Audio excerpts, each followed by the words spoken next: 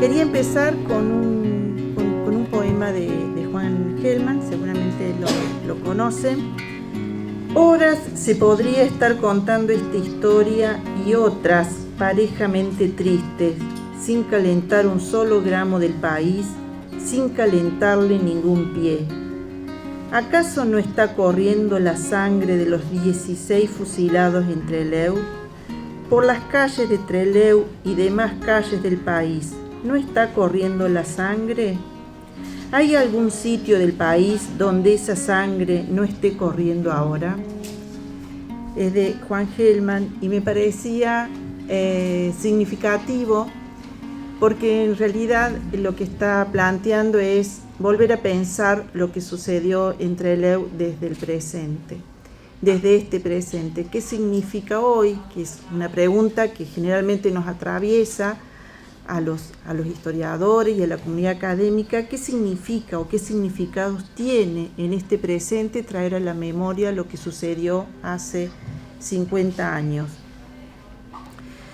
¿Qué parte de aquel acontecimiento, de aquel hecho que fue bisagra en la historia argentina, nos sigue atravesando como sociedad?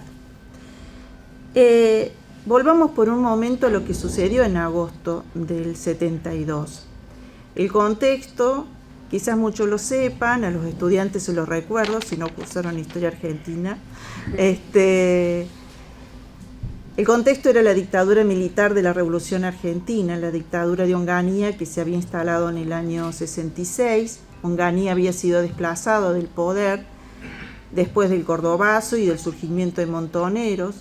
Le sucedió Levingston por un año, que también fue desplazado por los sucesos del Viborazo en Córdoba, en el marzo del 71.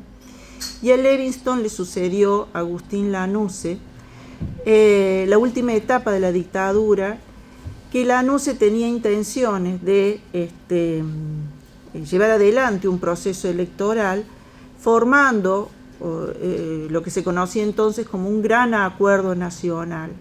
Ese gran acuerdo nacional implicaba hacer un pacto con las fuerzas que se consideraban sistémicas, o sea, parte del sistema o legales, y dejar afuera a las organizaciones guerrilleras, lo que era antisistema.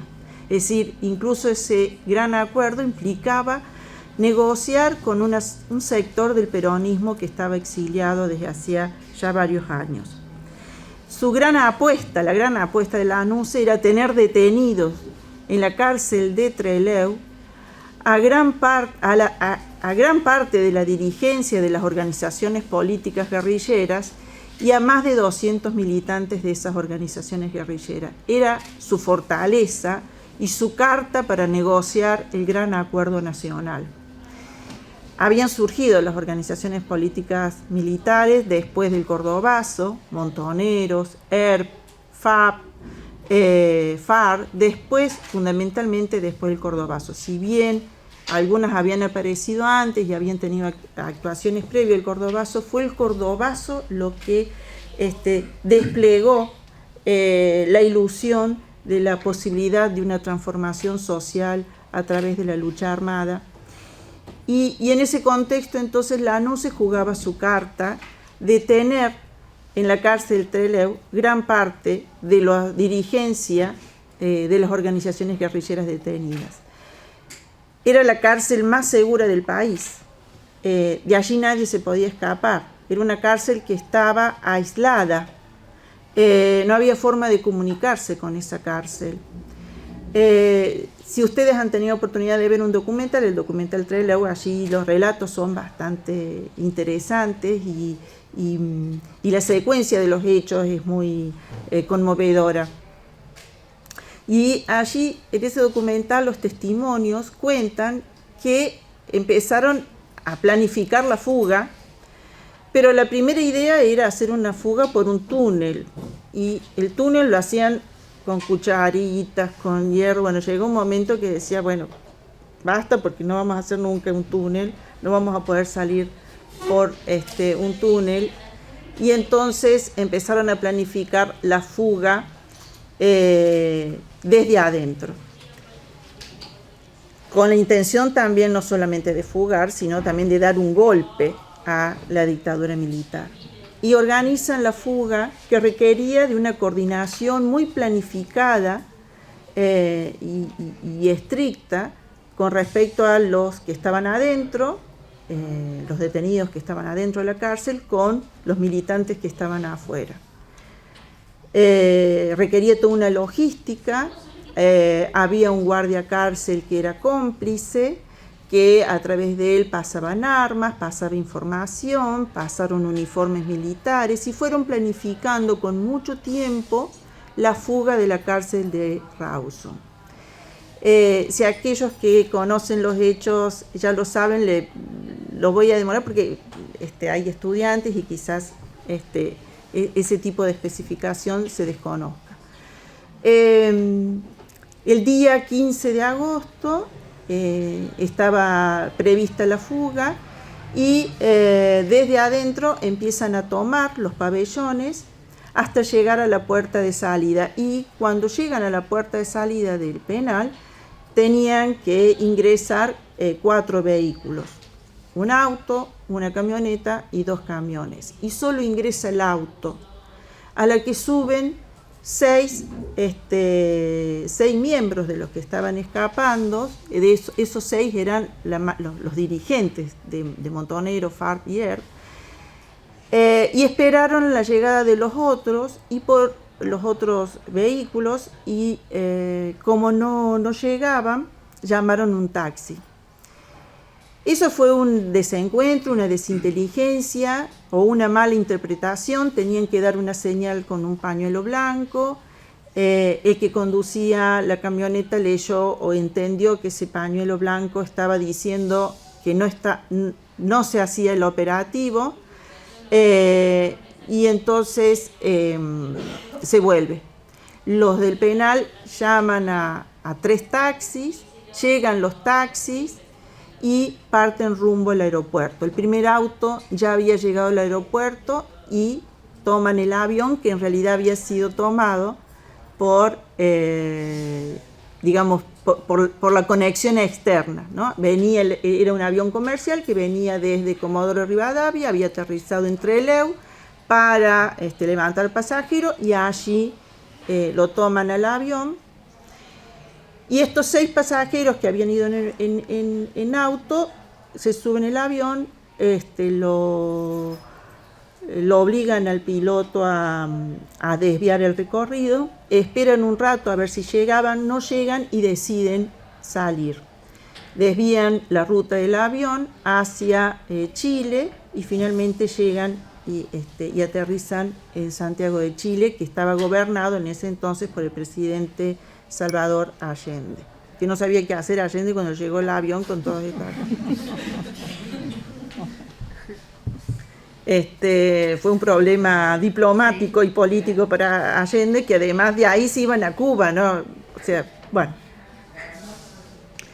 Y el resto de los prisioneros que habían tomado, se habían fugado y que habían tomado los taxis, llegan al aeropuerto, el avión ya estaba carreteando y deciden atrincherarse. Estaba ya toda la marina copando el aeropuerto, deciden atrincherarse y rendirse. Y se rinden poniendo, procurando tener garantías en esa rendición. Y en esa rendición convocaron la presencia de un juez, de un médico y de los medios de comunicación. Y le concedieron esas garantías, y lo que ellos exigían o pedían, no estaban en condiciones de exigir nada, lo que pedían era que los devolvieran a la cárcel de Rawson. Le conceden esa petición, lo suben a un camión y en lugar de trasladarlo a la cárcel Rawson, lo llevan a la base aeronaval Alejandro Sar, que era una base de la Marina, si mal no recuerdo. Y allí los medios de comunicación empiezan a denunciar, no, pero se habían quedado en otra cosa, no, que dicen que no, que la ANUCE había dado la orden de que debían llevarlos a ese lugar. El 15 de agosto son encerrados en esa base y los dejan allí hasta el 22 de agosto. La madrugada del 22 de agosto los despiertan, les hacen una revisión, los hacen sacar los colchones, los llevan a un pabellón y los empiezan a fusilar, uno por uno. De esos 19, que eran en total los que habían logrado huirse en los taxis, de esos 19 sobreviven 3. Y logran sobrevivir porque los vecinos escuchaban y los otros militares escuchaban los tiros y entonces se acercaron y fueron hasta la base y cuando llegaron preguntaron qué estaba pasando y entonces allí se pararon los disparos y lograron esos 3 que lograron sobrevivir. Estaban heridos, pero entre otras razones fue porque llegaron otros vecinos a ver qué estaba pasando. Y fue realmente un fusilamiento, una masacre, como se dice, la muerte de estos 16 guerrilleros en Trelew. Se la conoce como la masacre de Trelew. Pero cuando relatamos esa historia, a su vez, quería contar esto también.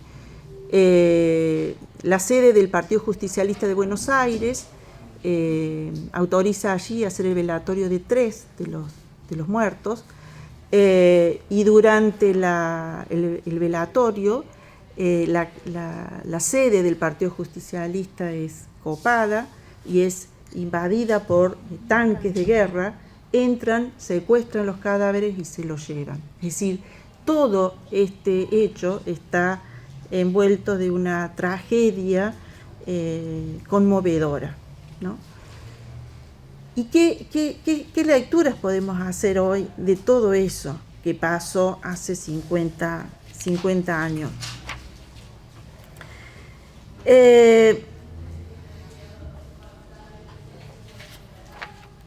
En primer lugar, el efecto inmediato fue la humillación para el gobierno de la dictadura militar. Fue humillante.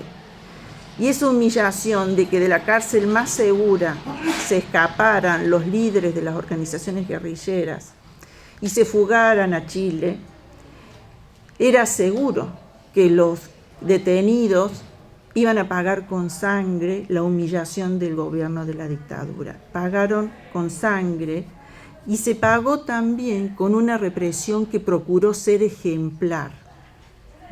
Es decir, porque esa fuga quebró la poca autoridad gubernamental que tenía la dictadura militar, quebró la poca autoridad política que le quedaba a la ANUCE. Fue desde allí que directamente se abrieron las elecciones, se convocó a elecciones, se disolvió la posibilidad del GAN y fue Perón el que empezó a poner las condiciones para la apertura política. Incluso bloqueó, esta humillación bloqueó la posibilidad de Lanús incluso de ser presidente, que tenía todas sus ambiciones. La segunda lectura es que contó con una gran solidaridad y la población se solidarizó con los caídos, ¿no? Porque no solamente que la dictadura y el gobierno quedó aislado, sino que la población en general sintió, reconoció empatía con los caídos y acompañó y se sintió conmovida en esos días por lo que había sucedido en Trelew. La otra cuestión es que hacia el interior de las Fuerzas Armadas hubo un blindaje de impunidad. Horacio Mayorga, que era el capitán de navío, que fue uno de los que estuvo a cargo del operativo del fusilamiento, declaró días después, diciendo: se equivocan quienes pretenden acusar a la Armada de haber provocado una masacre. La Armada no asesina, no lo hizo jamás, no lo hará nunca. No es necesario explicar nada. Lo hecho, bien hecho está. Se hizo lo que se tenía que hacer. No hay que disculparse porque no hay culpa. Ese discurso, esas palabras yo las voy a volver a retomar, pero hay una ambigüedad, y después lo recupero. Hay una ambigüedad. No se hizo nada, pero al mismo tiempo se está reconociendo que se hizo algo, ¿no? Esa impunidad con la que contaron quienes perpetraron esa masacre, finalmente lograron ser enjuiciados en el año 2012 por el Tribunal Oral Federal de Comodoro Rivadavia, que resolvió condenar a cadena perpetua a 3 de los responsables por delitos de lesa humanidad. Otros 3 quedaron absueltos, pero el fiscal, que no recuerdo el nombre, impugnó, volvió a presentarlo y finalmente en el 2014 se levantó esa absolución y fueron condenados también a cadena perpetua. Entre ellos fue condenado Sosa, que fue uno de los que disparó a mansalva el 22 de agosto del 72. Otro de ellos era Bravo, que logró huirse a Estados Unidos y nunca Estados Unidos autorizó la extradición. Recién en julio de este año, si han seguido las noticias, el 7 de julio de este año, se llevó adelante un juicio civil en Miami, donde se lo encontró culpable, pero fue un juicio civil, por lo tanto no fue condenado a prisión y tiene que pagarle a sus familiares $24 millones. Es un paso importante porque fue condenado en Miami, pero un paso importante para que Argentina pueda seguir insistiendo en la extradición. Otra lectura, digamos, es que la matanza de Trelew fue inocultable. Inauguró algo nuevo en la historia y en la violencia política de la Argentina, ¿no? Hay un historiador que se llama Roberto Pitaluga, y él dice: fue un crimen en primer plano, fue un crimen visible. No se cometió en un basural, en un descampado, como había sido los asesinatos de José León Suárez. Esto fue visible en una institución del Estado, es decir, el Estado actuando en contra de sus propios ciudadanos. Todos sabían dónde estaban los detenidos, todos sabían que estaba en esa base, ¿no? Y por lo tanto deja en evidencia la indefensión, está bien dicho, sí, de los detenidos.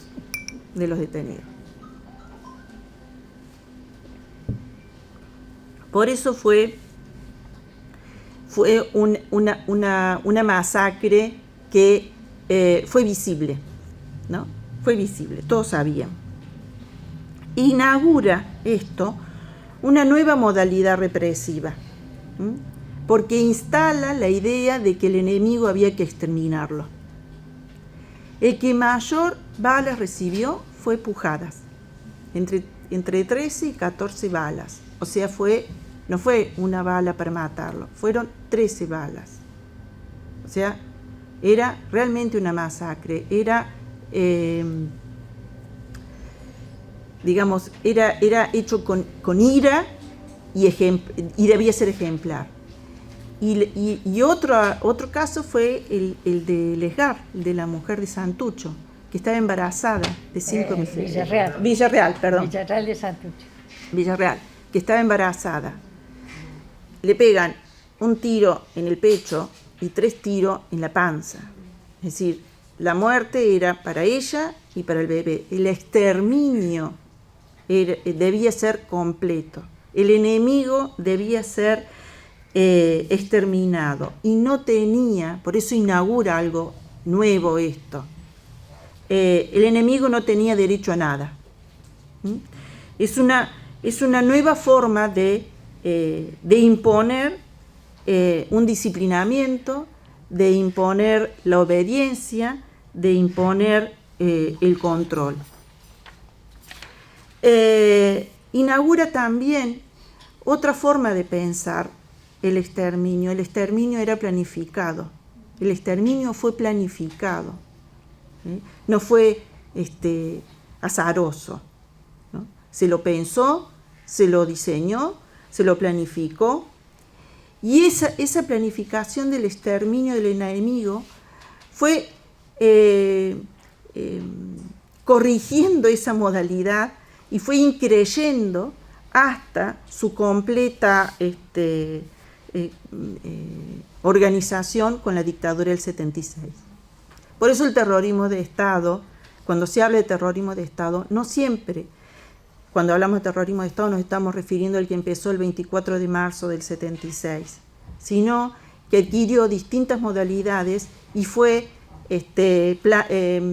cobrando forma mucho antes de esa fecha y atravesó tanto a gobiernos dictatoriales como también a gobiernos constitucionales. Y ese exterminio planificado fue formando parte, fue conformando, fue configurando un aparato represivo, burocrático, administrado, montando toda una maquinaria que Pilar Calveiro lo lleva a llamar el poder desaparecedor del Estado. Y lo que inaugura también la masacre de Trelew es que lo ilegal y lo excepcional pasaron a ser normal, inaugurando el derecho de facto, ¿no? Inaugurando un derecho de facto bajo la figura de estado de sitio, o sea, se justificaba bajo la figura de estado de sitio, estado de emergencia, guerra antisubversiva. Por eso, cuando Mayorga dijo, no tenemos que explicar nada, no había nada que explicar porque la legitimidad la tenían por formar parte de un estado de emergencia, por un estado de sitio, porque se pretendía normalizar lo que debía ser, lo que era una excepción. Y de esa forma se fue justificando el exterminio y la aniquilación del enemigo. Un enemigo que implicaba un peligro, no por un ser, digamos, no por ser algo, como el caso de lo que sucedió en los campos de concentración nazi, se los mataba por ser judío. Este exterminio era por un hacer y sobre todo por su condición ideológica, por un hacer y por un pensar. Y entonces ese enemigo al cual pasaba a las filas del enemigo por un hacer o por un pensar, se convirtió en un individuo sin derecho, vulnerable.